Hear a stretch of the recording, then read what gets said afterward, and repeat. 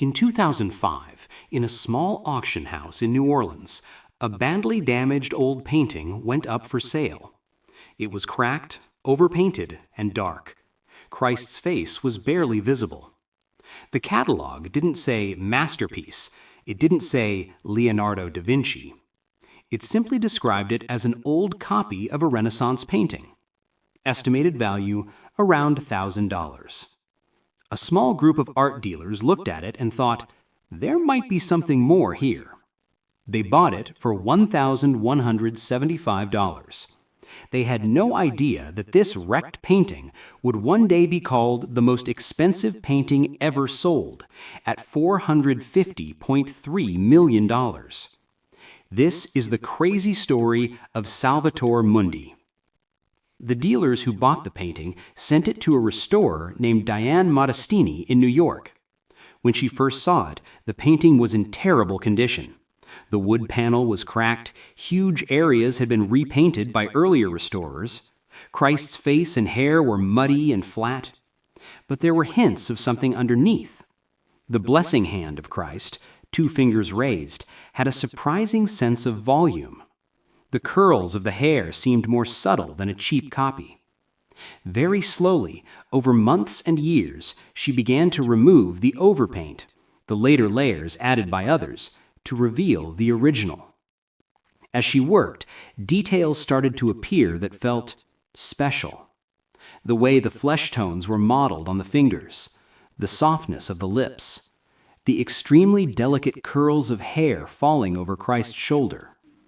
The more she cleaned, the more the dealers started to wonder, could this actually be by Leonardo da Vinci himself? Leonardo is one of the most famous painters in history, but he actually finished very few paintings. We're talking about maybe 15 to 20 works that are widely accepted as his. So if a new Leonardo suddenly appears out of nowhere, the art world does not just say, okay, cool. It goes into full war mode. The owners sent the restored painting to top Leonardo experts. Some were skeptical.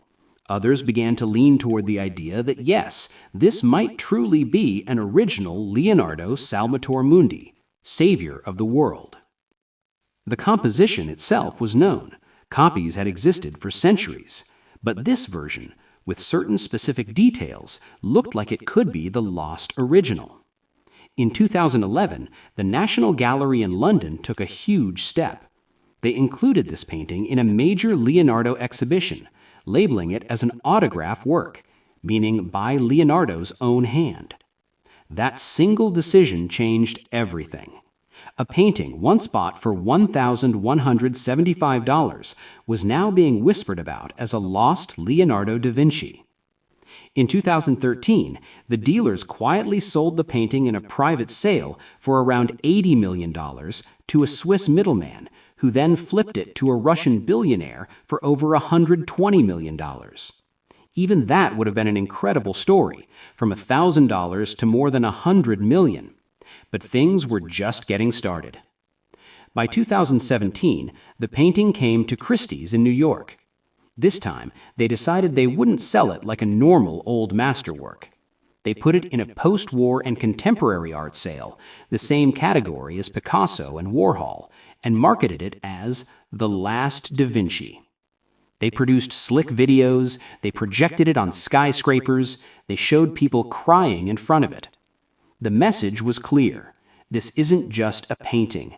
This is a once-in-a-lifetime chance to own a Leonardo. On November 15, 2017, the auction room was packed. Bidding started at $75 million.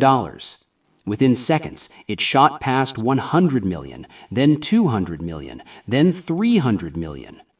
At $400 million, the room was dead silent. Finally, the hammer came down at $400 million.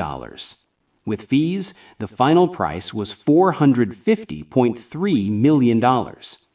At that moment, Salvator Mundi became the most expensive painting ever sold at auction, a symbol of how crazy the global art market had become. The buyer was later reported to be connected to Saudi Arabia's Crown Prince Mohammed bin Salman.